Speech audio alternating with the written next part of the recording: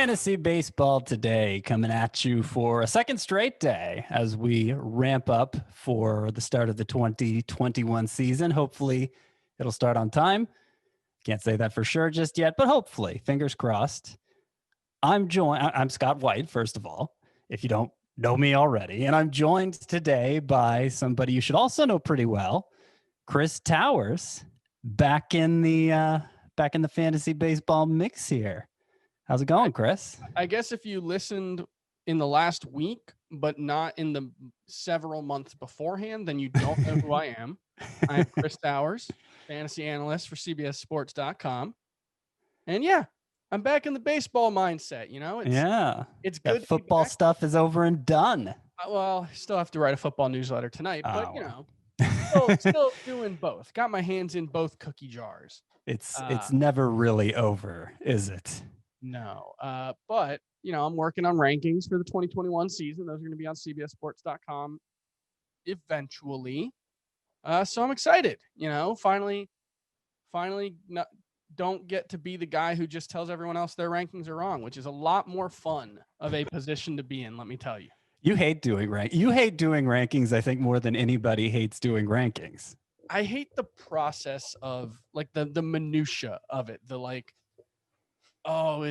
Is this guy the number 12 starting pitcher or is he number 14? And it's just like my brain doesn't work all that well with it. I don't do like the minor differences, because it's a range of outcomes. Yeah, it can be kind of a paralysis by analysis exercise, which kind of impacted the way I did my Dynasty rankings. We're going to get into those a little today because we're talking about Dynasty leagues. Yesterday, I had another Chris Welsh, or just the Welsh. I had him on. We talked a lot about prospects. Really, we covered a lot of ground with that podcast. If you didn't listen to it, we went a little long, but we covered a lot of ground. I actually wanted to talk to him about The Mandalorian. We didn't even get around to it. I might bring that up here with Chris Towers, who's much more of a Star Wars nerd than either the Welsh or me. I got this for Christmas. I love it. There you go. I assume that's Baby Yoda / Grogu. That is Grogu / the child. Yeah, the child. Canonically has never been referred to as Baby Yoda. / the kid.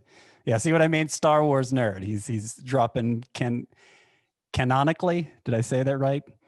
Canonical. I got my girl Ahsoka. Okay. These are what are those pop funk figures Funko for pop the toys, yes. Funk pop? You gotta Funko pop toys. Yeah, for the people who aren't watching on YouTube, you should be. What's that URL, Chris? YouTube.com/fantasy baseball today, I believe. Okay. All right. But enough of that. Maybe we won't even get to the Mandalorian. I don't know. We got a lot of Dynasty talk here to do. Going to start here with the email of the day. It's from Anthony Weigel. And it says, I am doing my first 15-team league, and it's a partial Dynasty startup. Can you provide just a quick strategy overview of how to draft? Well, that's a very broad question. Anthony Weigel has some smaller questions within this email that we'll get to them. We'll get to them a little later, interspersed throughout the show. But yeah, Dynasty leagues, that's the subject for today. And we're going to kind of frame this discussion around my top 150 Dynasty rankings, which were released just before I took a vacation, a little Christmas break. Top 150. And I kind of do my Dynasty rankings differently to kind of prevent that paralysis by analysis phenomenon. I don't just rank players 1 through 150. I have a scoring system where I give them a present value grade, a future value grade, and a confidence grade, which is kind of how likely I think they are to meet their present and future value. And I add up those 3 scores, and obviously there are a lot of ties to break once I add up their 3 scores, but that at least gets me started. It at least kind of creates this tiering system, and I think it works well. I think if nothing else, it gives people more to get mad about, which is always good when you're posting content. Yeah. So it goes a little beyond just ranking them. But yeah, we're going to go through that a little here. So one important thing to remember is that there's no way, this is a one size fits all list, right? I have one set of Dynasty rankings. Dynasty leagues, of course, are not one size fits all. They vary greatly depending on your rules. The value of prospects varies greatly depending on your rules, how many keepers, how deep the league is, whether or not minor leaguers are kept at a different value than major leaguers. This all makes a major difference. So that's important to keep in mind. But you kind of just have to adjust them knowing your own league settings. The way these came out with that rating system I have, a 31-year-old like Freddie Freeman, who, still has a pretty good amount of his career left, we think, not a very first base, not a demanding position defensively, 31 years old. He checks in at 19th, so he drops, maybe about 10 spots from a redraft league, maybe a little less than that. Then you got like a 34-year-old like Yu Darvish, not much of a future at all. He comes in 49th. Then you got a 37-year-old like Zach Greinke, still not much of a future, but even less confidence in the immediate, in the present, because of some regression trends we've seen from him. He checks in at 129. So bigger drops from the really old guys like that. 4 players got 5s across the board for a total of 15 points. One of them is a pitcher, Shane Bieber. He's only 26 years old and obviously was a monster last year. He's one of 4 players. I'm not going to put him number 1 just on principle. A pitcher number 1 in a dynasty league doesn't make sense. So that really comes down to 3 players you can make a case to go number 1 in these dynasty rankings. The order I went with is Ronald Acuna, Juan Soto, Fernando Tatis. Chris, talk, because I'm done talking. Pretty hard to argue with it. I think there's an interesting philosophical question to ask when you look at like someone like Shane Bieber. I think is the key example. He's 26 years old. 26, if he was a position player, 26 is, you would think 5 levels, 5 years of at least, you should expect really good production from him. Pitching, it's kind of a little different. You have some guys who tend to hit a wall in their late 20s, some guys who, like Jacob deGrom, just keep getting better into their mid 30s. Justin Verlander, Max Scherzer would also fall into that, to a certain point. I think we finally saw that point within the last couple of years for both of those guys. But when I'm looking at Shane Bieber and you initially said, well, he got 5s across the board. And I'm thinking, well, 26 for a pitcher isn't really the same thing as 26 for a position player. You wouldn't expect the high level performance. But then I thought, like, the way I look at dynasty leagues and the way I approach them, and you're, I think, a little different than me, but for me, it's like the first 3 years are really like 95% of what I care about, because so much can happen 3 years from now. 3 years ago, we had never heard the name Shane Bieber. Maybe you had, because you get really deep into the prospects. Before the fantasy baseball world as a whole, going into the 2018 season, Shane Bieber wasn't really someone people were talking about, someone that people were really interested in. He was a fringe low 90s throwing prospect who had great control and didn't have like super elite minor league numbers. A lot can change in 3 years is what I'm saying. And so when you look at Shane Bieber, 26, 27, 28 age seasons, yeah, he's probably going to be pretty good. I mean, there's only so much that you can project for a pitcher, but in as much as you can, I think the next 3 years. And so, I think when you start looking at like, well, Mookie Betts, he's a little bit older, but he's 28. Mike Trout, 29. Like maybe you'll see those guys regress, but I think the line between those two, Mike Trout, Mookie Betts, and Acuna, Soto, and Tatis is pretty slim. And obviously, it's 5 and 6 versus 1, 2, 3. So it's a pretty slim margin either. Right. I mean, the thing about Acuna, Soto, Tatis, the oldest of them is Acuna, who's 23. And this is, these ages are going by July 1st next year. He will, I don't know if he's already turned 23. I don't know exactly where his birthday falls, but, I'm giving some wiggle room with it. They're very young is the point. They're very young. They're already studly. I could see going Acuna 1, Tatis 2 in strictly a 5x5 context. I would probably put Soto 1 if it was strictly a points league context. As it is, I go Acuna, Soto, Tatis, because Tatis is a little less proven than the other two.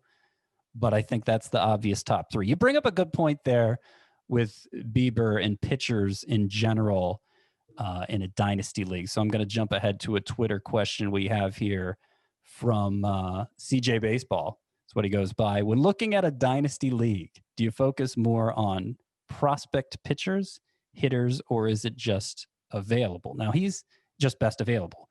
He's talking about prospects specifically here, but the pitcher versus hitter thing for a dynasty league, I think it's a good conversation point, particularly with what's going on in fantasy baseball right now. I mean, I feel like I've kind of been leading the push for drafting high-end pitchers earlier, but those are proven high-end guys already. I think it's really hard to win without them. I think they're the most impactful players. By nature of being a prospect, there is no proven high-end pitcher prospect. So in dynasty leagues, I like to I think the only way you can feel confident you're going to corner a high-end starting pitcher among prospects is if you just have a ton of pitching prospects. And even then, you're still going to get a lot of misses. So I would rather build my prospect base with position players and then trade for the already proven pitchers and assemble a good pitching staff that way. That's how I've been going about it in most of my dynasty leagues. It's I can't remember. Theo Epstein Cubs model was you build the pitching staff once you have everything else. You know, you go get John Lester, you go get Yu Darvish. And you know, I'm looking back at 2018 Baseball Prospectus top prospects. This isn't for fantasy, this is just regular, but when you look at, let's say, the top 7 or so hitting prospects: Ronald Acuna, Victor Robles, Gleyber Torres, Vlad Guerrero, Francisco Mejia, Eloy Jimenez, Nick Senzel. That's the top 7. Well, you got Mejia's just a miss so far, and I think Senzel counts as a miss as well. Vlad, somewhat close to that, but you know, he's still been worthwhile. Yeah, still very young. The rest of those guys have pretty much been must-start guys. So 4 out of 7. You look at the top starting pitching prospects from this list: Alex Reyes, Forrest Whitley, Brent Honeywell, Sixto Sanchez, Mitch Keller, Michael Kopech, and Walker Buehler. So Buehler's awesome. And Sixto Sanchez had like 6 really, really good starts. That's it. And so I think that kind of highlights that there's the volatility of pitching just in general. And then there's the volatility of pitching prospects, because you're dealing with injury rates for younger pitchers, which are always going to be higher. You're dealing with guys who haven't shown that they can handle the 150 inning, 180 inning threshold, which ironically, Walker Buehler among this group probably had proven that the least as of 2018, because I think he had just been drafted in 2017 and was coming off Tommy John surgery, right? I think he did start out his professional career, recovering from Tommy John surgery. So that's, and then you of course have the old acronym TINSTAP. There's no such thing as a pitching prospect, which was coined by somebody at Baseball Prospectus, right? I think so. Yeah. So that kind of plays into that, but yeah, I mean, I one of my dynasty type leagues, I had over a span of a few years, I had accumulated like Mackenzie Gore, Forrest Whitley, Brent Honeywell, Brendan McKay, Tristan McKenzie. Like I had this slew of like great pitching prospects, and I'm pretty sure none of them are going to end up coming through for that team. I moved on from Honeywell, Whitley, and McKay just because they all seem very risky at this point. McKay coming off torn labrum in his shoulder. And then we, of course, know what's going on with Whitley, and Honeywell's just had injury upon injury. I gave up on Tristan McKenzie back when he was having arm troubles. Like it ended up being kind of premature, but that ends up happening too. You make a wrong assessment about a guy who hits a kind of a speed bump along the way. I even ended up moving on from Mackenzie Gore just because it's like the way things played out for those others. I don't want him to bottom out too. I mean, you know, I think to a certain extent it's true for all prospects, but especially for pitching prospects, their time is never their value might never be higher than right before they got called up or the day they get called up. And so, you know, I think it's a question of philosophy, but when you're talking specifically about dynasty, I do agree with you. You probably want to build around hitting at least a little more. You want your big swings to be a hitter, because they're more likely to give you not just the, you know, the immediate impact, although I think they're, you know, you could maybe make a case that pitching prospects are more likely to hit the ground running in the majors and make an impact.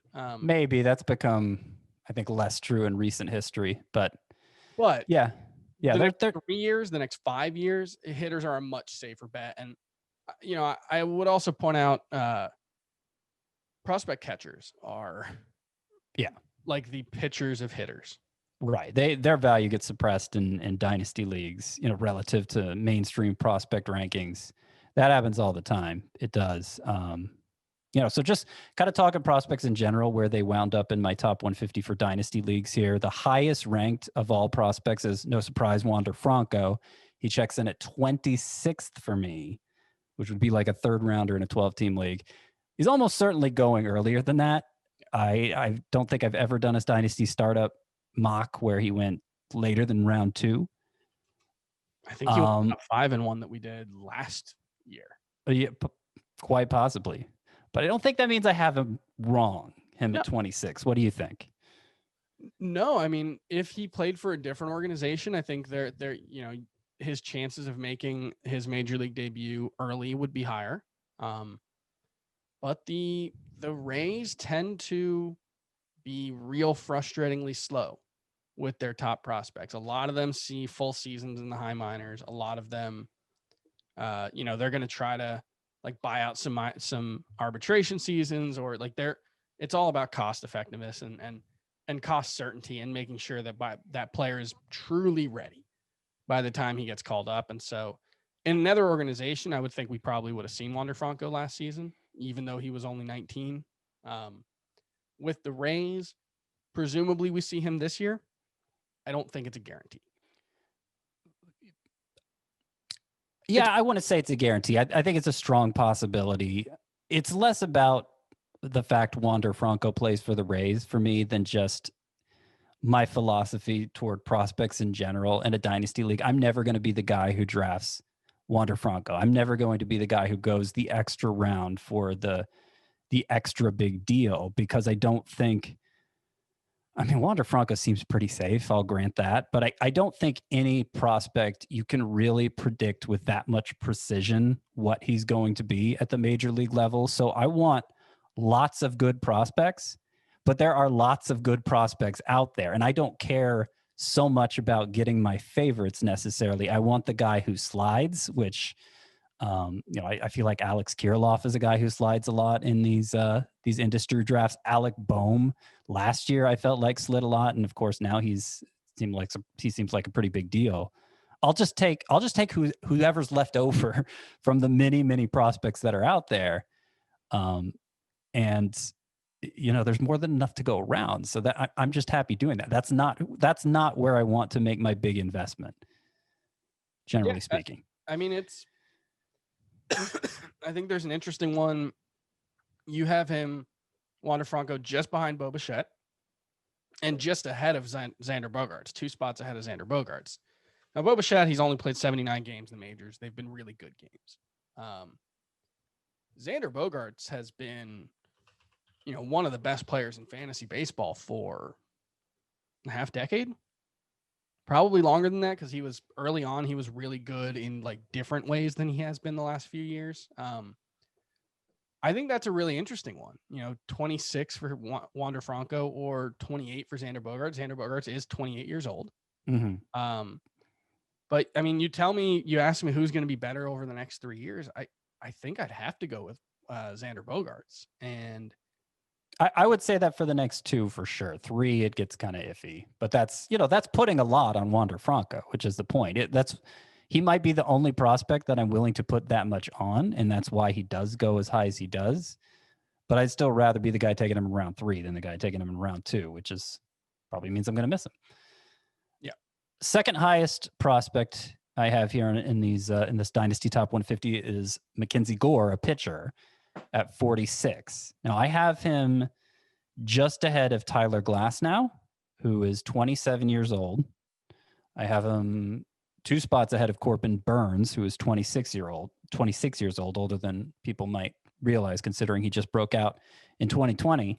So they're not especially young, and they're still kind of finding their footing. Tyler Glasnow, the past 2 years combined, has like 110 innings combined the last 2 years. So we still don't really know how he's going to hold up, if he can hold up as a starter. So obviously both of them are more proven than Gore,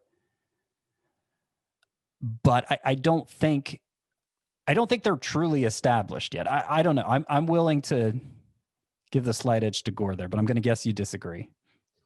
I think in those cases, as good as Corbin Burns was last season, and he was on a per inning basis one of the best pitchers in fantasy. He still only threw 10 2/3 innings more last season in his breakout than he did in 2019 when he had an 8.82 ERA. Now, yes, we liked him a lot more than that 8.82 ERA suggested. I mean, you were leading the charge there. Yeah, he was one of my favorite sleepers last season. He ended up being really good. The stuff is awesome, but we're still dealing with a really, really small sample size. He's thrown 146 2/3 innings in the majors combined, and he's 26 years old. He's been in for 3 years. And really not a lot of that has been as a starter, only 13 starts. And so I think I would take Corbin Burns over Mackenzie Gore just because, the fact that they passed over Mackenzie Gore, 3 different times last season with other prospects when they needed pitchers, just gives me a little bit of pause. It makes me wonder, was there something going on at camp that we weren't able to see? And this kind of brings me to one of the questions I wanted to ask you, which ties into this was, how are you valuing prospects differently this season than last? Because for the most part, a couple of guys got called up. You look at with Patino, the guy who he got traded to Tampa Bay. Yeah, and the Blake Snell deal. He did pitch in the majors, but it was 11 innings, 9 innings, something like that. It wasn't much. It was in relief. He looked horrible. A lot of walks. Very young. Tell us very much about him. Yeah. Mackenzie Gore, maybe you watched a live stream of the San Diego Padres training camp. I don't know, if they were offering that. I watched a couple for the Marlins, but for the most part, we didn't get to see these guys, and I'm not sure how much the scout writers got to see of them. I presume they have sources who can tell them stuff, but it feels like we have less. We should have less information, and we have less information about prospects this year than we ever do. Mm-hmm. How does that change how you value them in a different year? Would Wander Franco be higher? Would he be higher? No. I mean, there isn't just by virtue of there not being minor league games, there isn't the opportunity for other prospects to close in on his number one status and really narrow the gap there in a way. I mean, Dynasty. Oh, number one prospect, you're saying that, right? Yeah, but would he be higher in your Dynasty rankings in a different season? No, I don't think it really changes that. I did have concerns going into this prospect ranking process that I've spent a lot of the offseason doing, that, without new data for anyone, are my rankings just going to be exactly the same as they were last year? And I'm sure they're closer than they normally would be, but it's been going through the process that's been less of a concern than I thought it would be. You do get nuggets. Baseball America has been especially good about observations from the alternate training site. I don't know who was making those observations, but somebody was granted access and was making them. And there were some interesting nuggets there that have influenced my opinion on, a decent number of players. And sometimes just the passage of time and the increase in age for different prospects, now suddenly guys who are 24 and 25 and still in the minors, just by virtue of being that old in the minors, start to look less interesting because, have they progressed enough? So there's been a little bit of shuffling around there in my prospect rankings because of that. There's been more than I thought there would be. Less than the typical year, certainly, but more than I thought there'd be.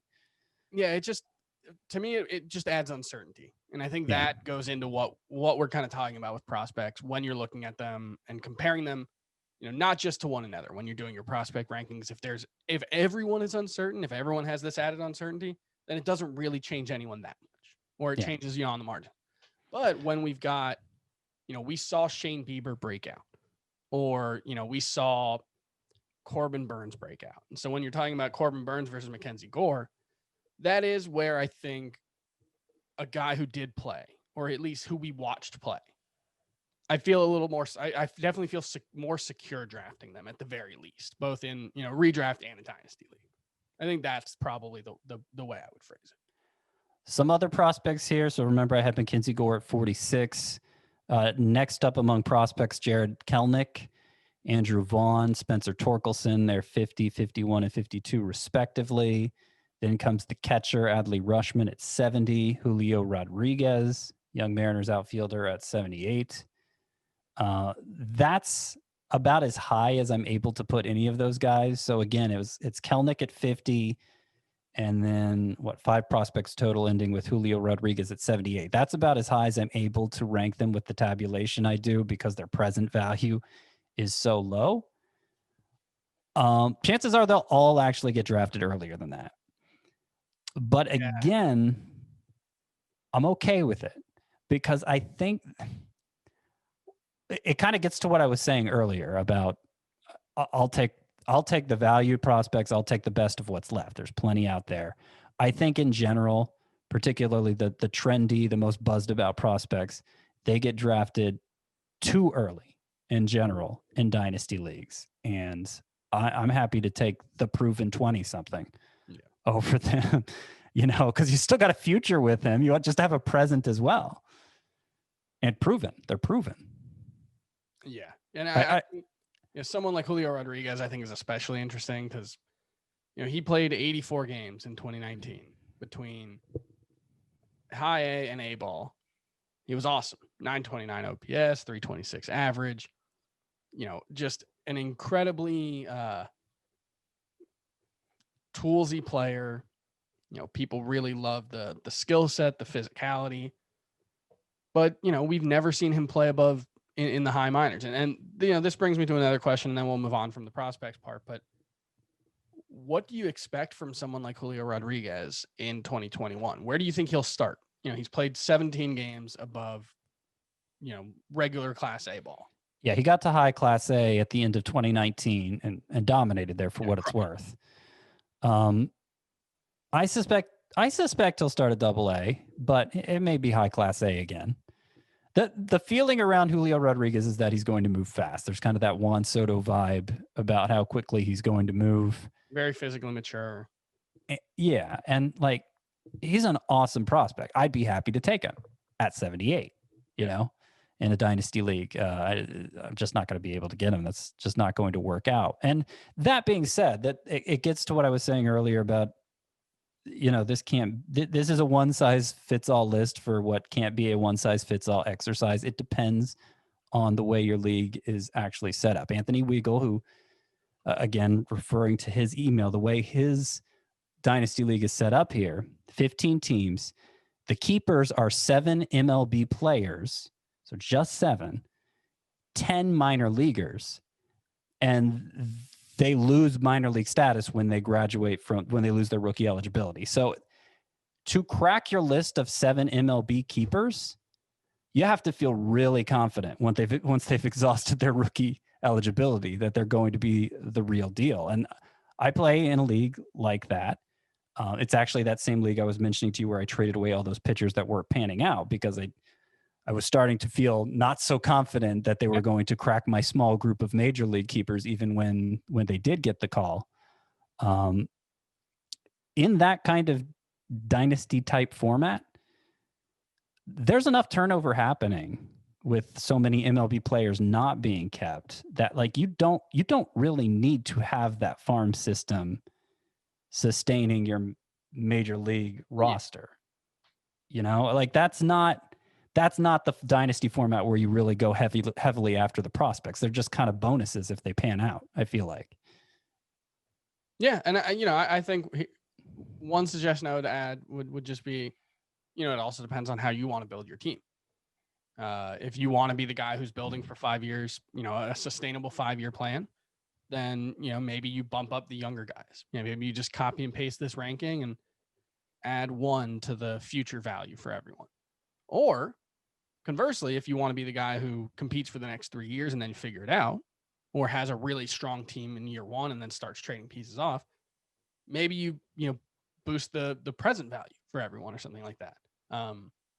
So that's the thing about Dynasty is it's not just your league type, it's how you want to build your team that plays into it as well. Yeah. One other question here from Anthony Weigel: how many of the prospects he drafts should be long-term versus short-term, the guys who are going to help more immediately? I'm probably unusual among fantasy analysts that I think I value proximity more than most. I want a constant cycle of minor leaguers because they're gonna sink or swim, right? You want to give more a chance to swim than to put all your eggs on a guy you're going to wait 3 or 4 years to find out if he's going to develop into something worthwhile, So I'm going to miss out on a lot of exciting international signees doing it that way, but I'm giving myself more chance to hit big just because I'm able to move on from a guy quicker and not waste so many years waiting for him to develop. I gather you're kind of the same way too, though. Yeah, and it's less about that and or at least as much about that as it is about certainty. The guys who, if you look at it, I think there's a theory about why we've never encountered intelligent life in the universe. Stay with me. Yeah. Okay. We might get into the Mandalorian. This might be a good tie-in. It's what's it called? It's like the Great Filter, I think is what it's called. Okay. And it posits that at various stages through the evolution of an organism or a planet's organisms life,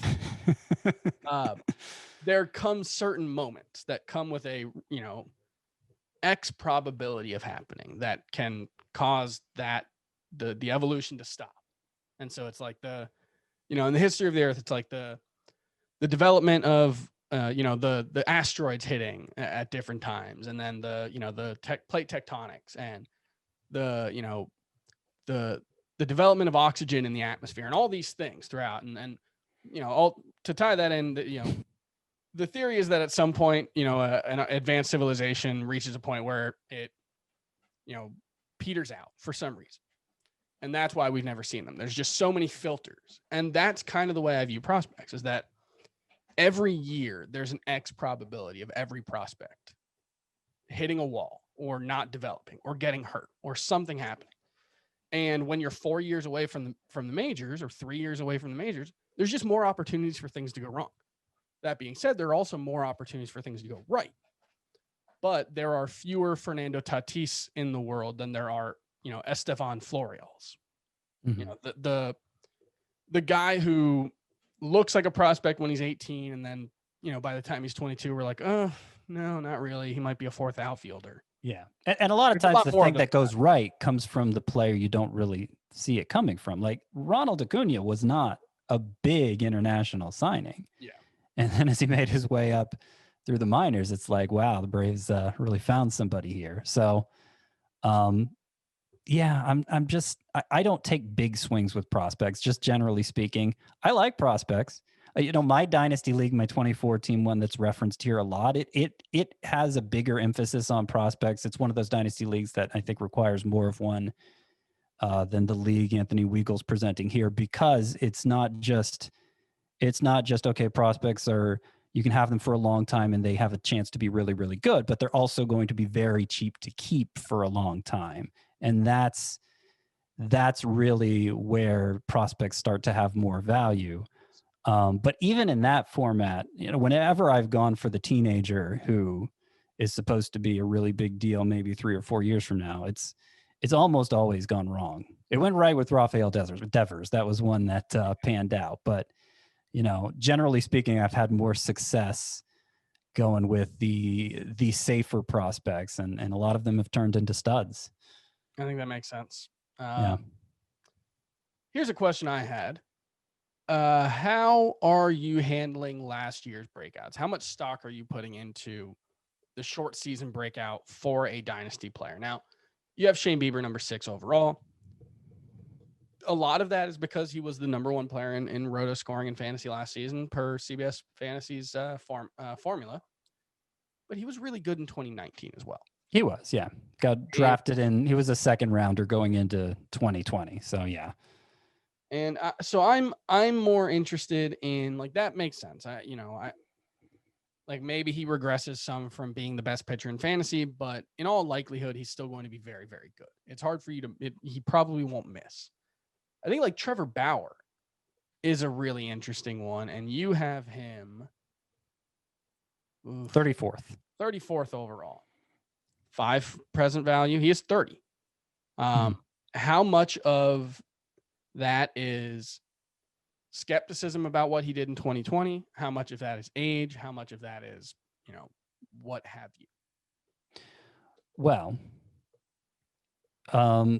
both. It's both, because I have him 34th here in Dynasty rankings. In my Dynasty rankings, he is more like, I don't know, 15th, 16th in redraft rankings. So I'm giving him a pretty big downgrade for the long-term format, because I'm not totally sold on him being who he was last year, and because he's clearly in the middle stages of his career, if not toward the tail end. So, you mentioned I gave him a 5 for present value. It's the highest score, obviously. I gave him a 3 for future value. I gave him a 3 for confidence. And I don't think anyone I rank ahead of him at 34 has lower than a 3 for confidence. So among the high-end players, he gets a lower confidence score from me. And it's because of skepticism. Like, it's easier when you're talking about a redraft scenario to trust in the breakthrough than it is in Dynasty, where you're maybe tied to this guy for years to come, no matter what he turns into, or you're denying yourself a chance to be tied to somebody else for several years because you invested in Bauer. So yeah, that skepticism does play into the Dynasty rankings, and I think it should. And then I think Kyle Tucker is really interesting. Number 31 overall. What's funny is he basically has 2 small sample sizes in the majors. Like 25 games in 22 games in 2019, 58 in 2020. He was basically the same player across both of those 2 samples, which, to a certain extent sort of makes it easier to buy into what he's done. And that's, hit 268 across those 80 games with 13 homers, 13 stolen bases, a 162 game sample, 27 steals, 27 homers, only caught stealing 3 times. Manageable strikeout rate, not terrible plate discipline. How confident are you in him both in 2021 and then in the long term? Now, what's interesting about this is I'm actually, even though I have him ranked higher than Trevor Bauer here. I have him 3 spots ahead of Bauer. For 2021, I obviously want Bauer. Yes. And I might even say I'm more, not just that Bauer has the higher impact potential, reigning Cy Young winner, but I might actually be more confident in him for 2021 specifically, just because there is such a small sample there from Tucker. But Tucker has been a top prospect from the day he was drafted. He put it back-to-back seasons at AAA that were just amazing statistically. He's only 24 years old.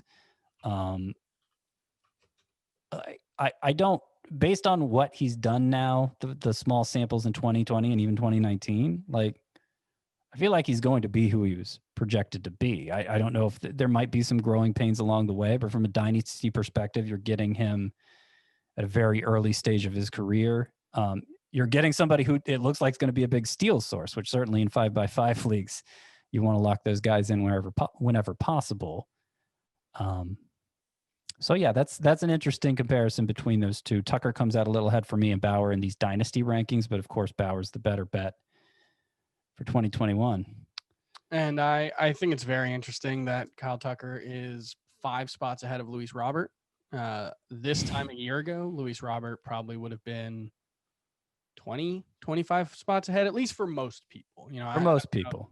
In redraft, it was like 100 pick gap between the 2 of them.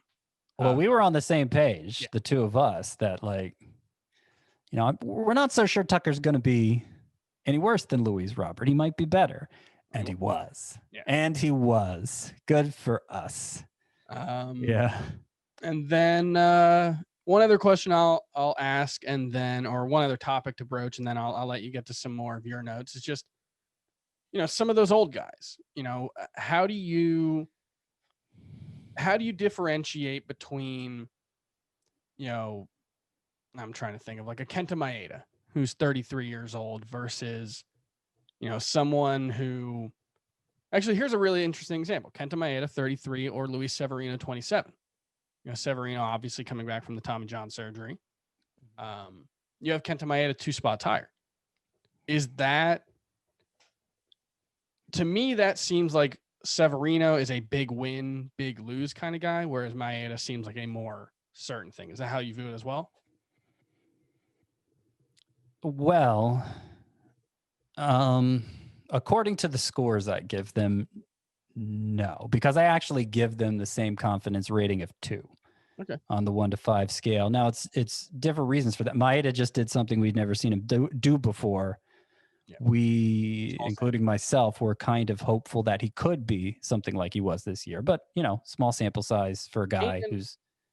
The concerns that we had about him would specifically not be answered by a 60-game season. Right. I think some of it was, can he be good in a starting role or as a real starter? I feel very confident he can be, and I felt very confident he could be before that. How will he handle 180 innings? That, I think, is the still remaining question. Yeah, that's part of it, sure. So a part of it is just Kenta Maeda is, I think, is he 10th or do I have him 12th among starting pitchers in just regular redraft rankings? He's really high. Because given that there were some risks for really all the guys in that vicinity, it didn't seem appropriate for me to downgrade him behind like a Jack Flaherty, let's say, after what Kenta Maeda just did. So I give him a 5 score per present value, him being 33, only a 2 for future value, and again, 2 for confidence. And Luis Severino, it's the same, it adds up to the same number. He's 2 for present value because he's going to come back mid-season maybe. Yeah. And then 5 for future value because we all know he's top 10 potential when healthy. I have a lot of confidence in the Tommy John recovery, but still just a 2 for confidence because we got to actually see him come back. 27 years old. He's still in the prime of his career. I think it's hard to compare those two, Maeda and Severino. It's how committed are you to winning in 2021 is a big part of that. And if you're not really at all, then of course it makes sense to take Severino instead. But Severino versus the other big pitchers coming back from Tommy John surgery at some point in 2021, which are Chris Sale and Noah Syndergaard. Yeah. So I have Severino at 79, 2 spots behind Maeda. I have Sale at 130. Now he's 32 years old, so that kind of makes sense. But I have Syndergaard at 131. He's 28, only a year older than Severino. Yeah. That is because I feel like they're kind of on different planes now in terms of upside. I mean, Syndergaard's numbers were really falling off, particularly the strikeouts leading up to his lost year. And I have less confidence in who he's going to be when he comes back than I do Severino. I mean, 131, that's still, given the upside at a position of great demand, that's still a good value pick. I mean, I love in Dynasty startup leagues, I love taking these guys coming off Tommy John surgery because I just have so much confidence in the recovery, and people tend to overlook them. Yeah. But of those 3, I clearly have the most confidence in Severino. Yeah, I agree. I agree with that, just because he was more reliable. He was better than those 2 guys. In the immediate preceding seasons. I think Syndergaard versus Gonsolin's really interesting. I don't think we need to get too far into that, but Gonsolin's only a year younger. Yeah. So I have Gonsolin 4 spots ahead of Syndergaard. Yeah. Sorry, I should have said that. Yeah. It is interesting. ERA, 46 2/3 innings last season. He does have, a 2.60 ERA and 86 2/3, mostly as a starter for the Dodgers. So it's a combination of I really like Gonsolin. I've kind of soured on Syndergaard. And, how committed are you to 2021 again? Because Gonsolin is going to be a contributor in 2021. Syndergaard, maybe. Yeah. I'm not counting on much from him in 2021. So if you're completely punting on 2021, I think it makes sense to take Syndergaard ahead. But if not, it's pretty close as I have it. We do need to take a break, and then we're going to get into more of these major leaguers, interesting major leaguers from a dynasty perspective. You're listening to Fantasy Baseball Today. Welcome back. Scott White, Chris Towers here. Fantasy Baseball Today. We're talking to you about dynasty leagues. Chris's cat is walking across. If you're watching, this is a good reason to subscribe to the YouTube channel, youtube.com/fantasybaseball because just a tail waving in his face. Multiple cats have crossed it. As soon as I start talking, as soon as they see the camera light go on, it's time to move about. Fortunately, we didn't see the back end of that cat because that would not have been a view anybody appreciated. We're looking at my top 150 for dynasty leagues here, and we've talked a little about the guys coming back from Tommy John surgery. 3 young guys who were really excited about in dynasty leagues at this time a year ago, and they just didn't live up to the hype. Yordan Alvarez, Keston Hiura, Vladimir Guerrero. They're all younger than 25. They still check in at 39, 40, and 41 in my dynasty rankings. So to put that in perspective, 38 is Pete Alonso, who kind of disappointed himself. Luis Robert is 36. And then, behind that group is like DJ LeMahieu and Tim Anderson. Do you think that's appropriate for Yordan Alvarez, Keston Hiura, Vladimir Guerrero?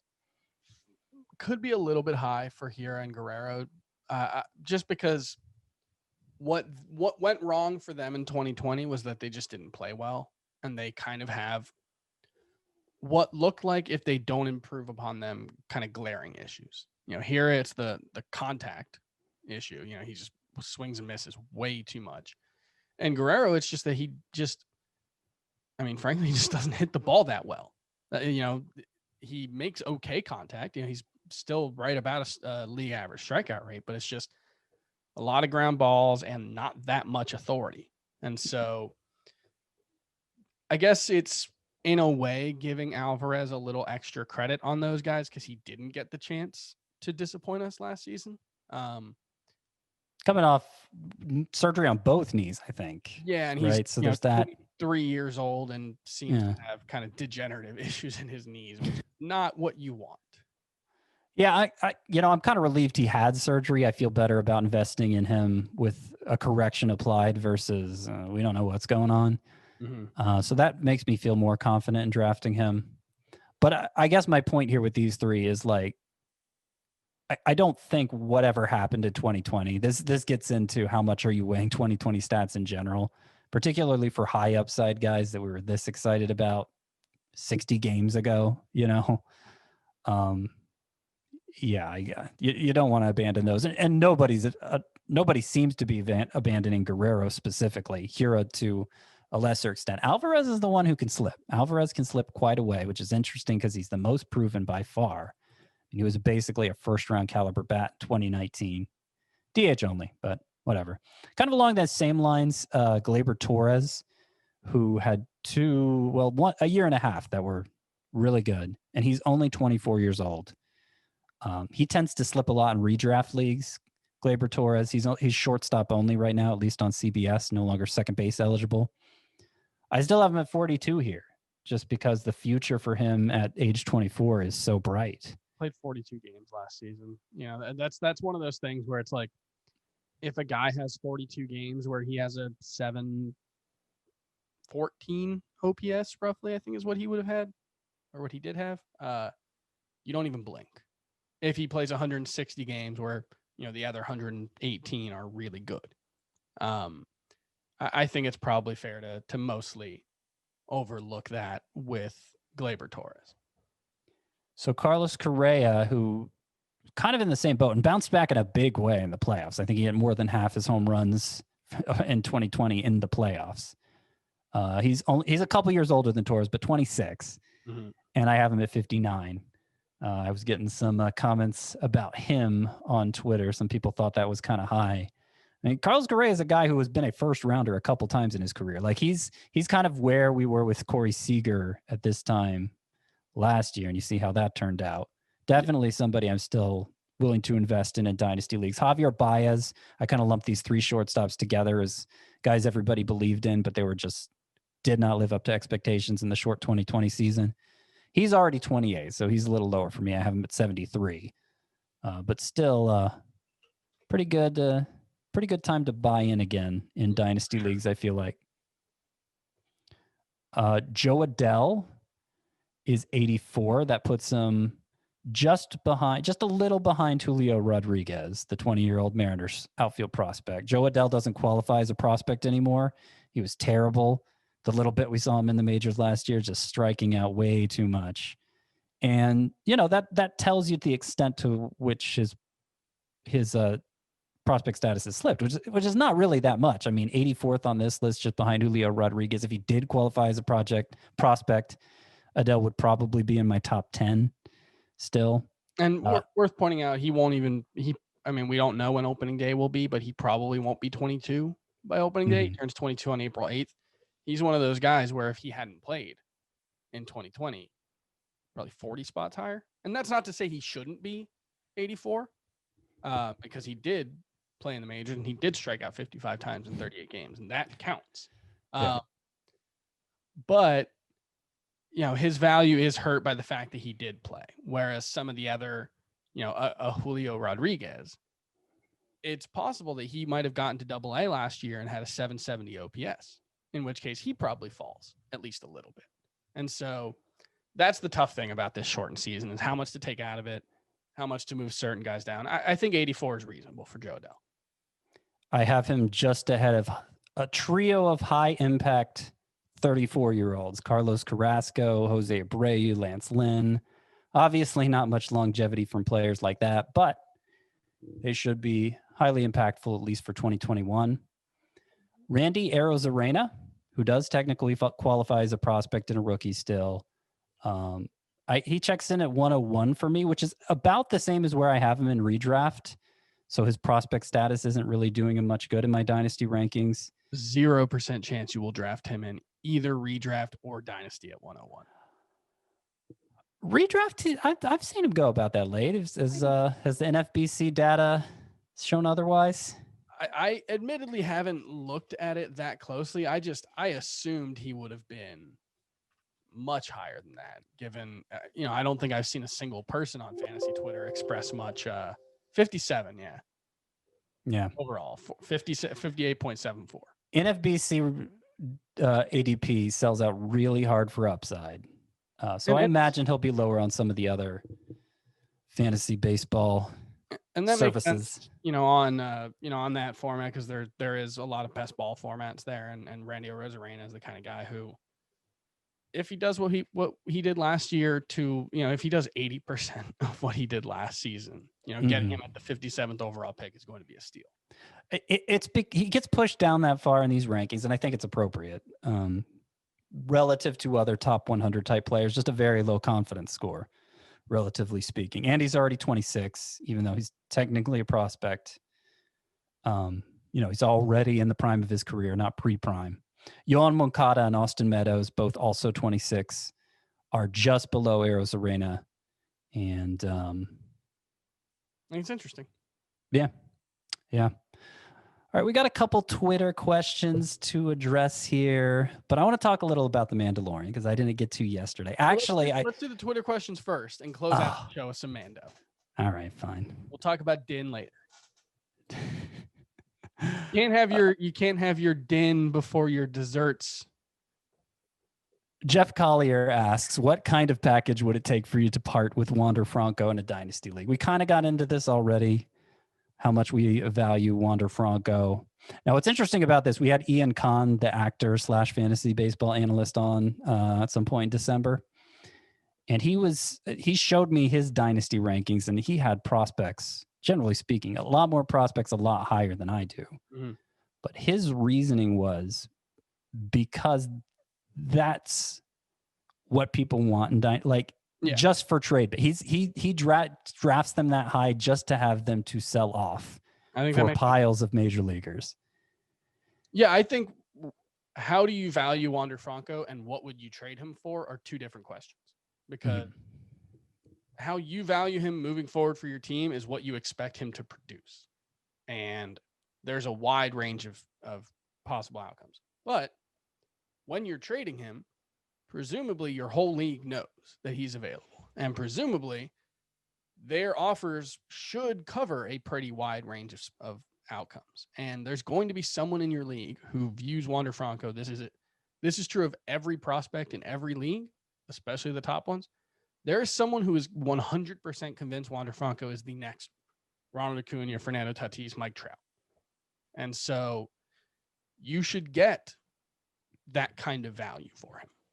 Yeah, you should get more than at least more than one. Is it more than two? I don't know, but more than one major leaguer who you could expect to keep for a long time himself and is already good and is established. And that's really the only way that it's going to be worth it. And even that depends on, exactly how the keeper rules work in your league, major leaguers versus minor leaguers. League more like my 24-team Dynasty league that values prospects more. It should be more than two major leaguers that you're getting back. It should be more like 3 or 4.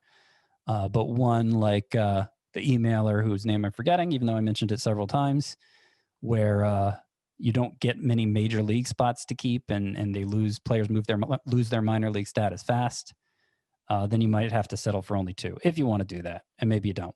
Yeah, Jeff Watson has a trade. So I was just looking at your rankings and like Xander Bogaerts and Zach Gallen. Would you do that? Give up Wander Franco to get those 2 guys? Yeah, in most Dynasty leagues, I would, sure. Do you think someone would offer you that? No. Okay. I don't, but maybe. It just depends. It depends. Do you think somebody would? I could see it. I could see it in the right circumstance, yeah. Like a rebuilder who, I could see it.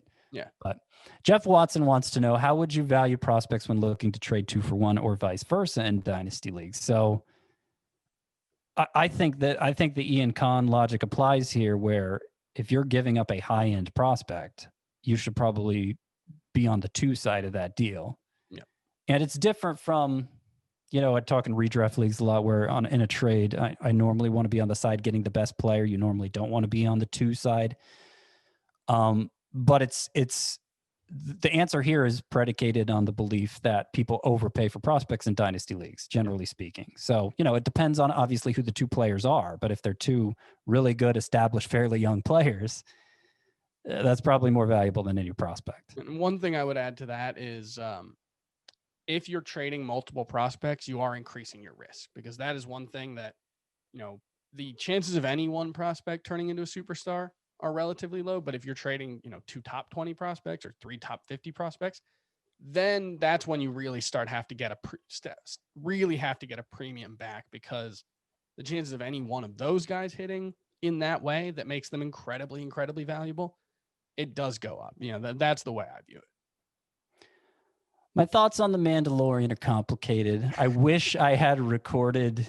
Chris Welsh ended up having this conversation after we stopped recording. We should have just recorded it and presented it as like a bonus episode. I don't know, because it was good stuff. And I have a feeling you and I are not going to be on the same page like he and I were. I binged The Mandalorian during my time off. It's 16 episodes. Most are closer to half an hour than an hour, so very bingeable.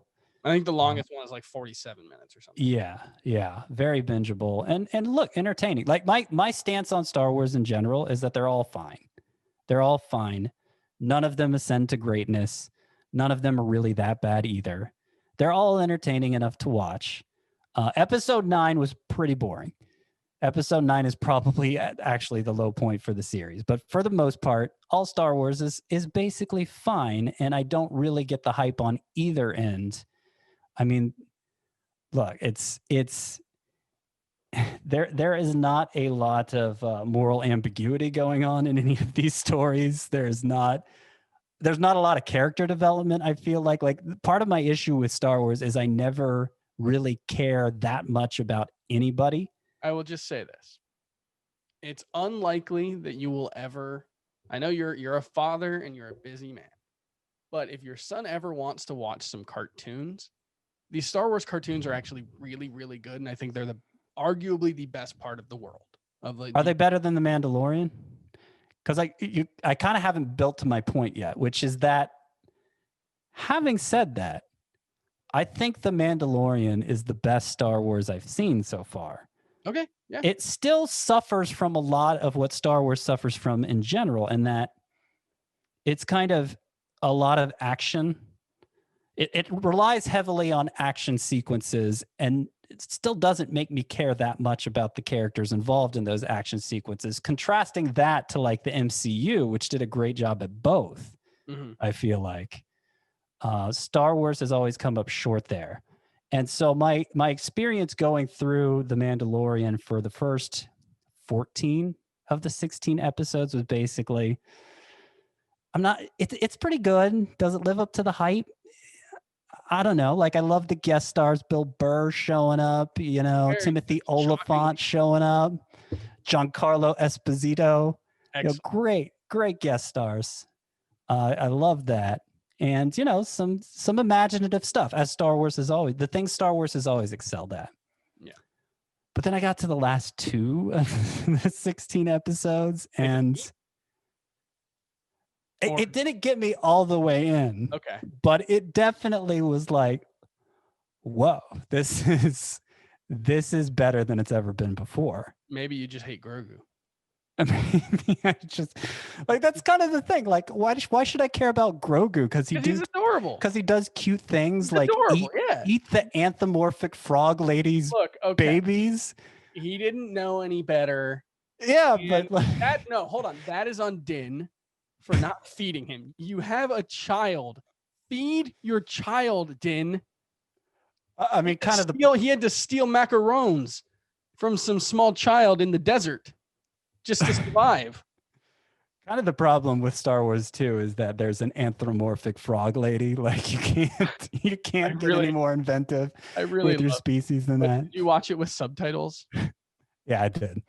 It was like frog lady makes frog noises or something was the subtitle. I loved it. It was delightful.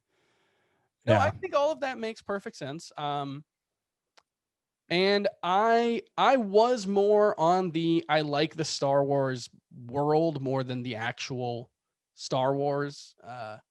Like I like the universe more than the actual stories. Until I watched Clone Wars and Rebels, I think those do the cartoon series. Yeah, the 2. There's a third one that's not. I haven't watched it, but I've heard it's not as good. But Clone Wars and Rebels, excellent character building, excellent world building, a ton of stuff in there with like, hey, it's all like adventure of the week, kind of like Mandalorian, where it's like, here, we're in a new place this week, and here's some new people, and you're gonna see like, here's how the planet Mandalore works, and it really adds a ton of stuff to it, and it makes like Clone Wars makes Anakin Skywalker in the prequel trilogy a lot better of a character, which is not an endorsement of the prequel trilogies, because if you have to watch 7 seasons of a cartoon for a 3-movie series to be good, that's probably not a good 3-movie series. But I think those are excellent. It's like really the best thing I can say about Mandalorian is it made me feel the way I felt watching Star Wars as a kid. Yeah. Like it reignited that wonder in me. And then I went and watched Clone Wars, and then I went and watched Rebels, and those, like, I'm all in now. I got like the video games. I've been all in. 2020 was my Star Wars year. Yeah. No, you've always been a big Star Wars, at least as long as I've known you. You've been a big Star Wars nerd, and I've just been kind of the guy like, it's fine. Mandalorian's a little better than fine. I will give it that. It's a little better than fine. I think Bill Burr's my favorite part of it. Anyway, that's all we have time for. We went too long again. We will be back with you later this week, I believe Thursday morning. We'll be back with you, Chris and I. Until then, bye-bye.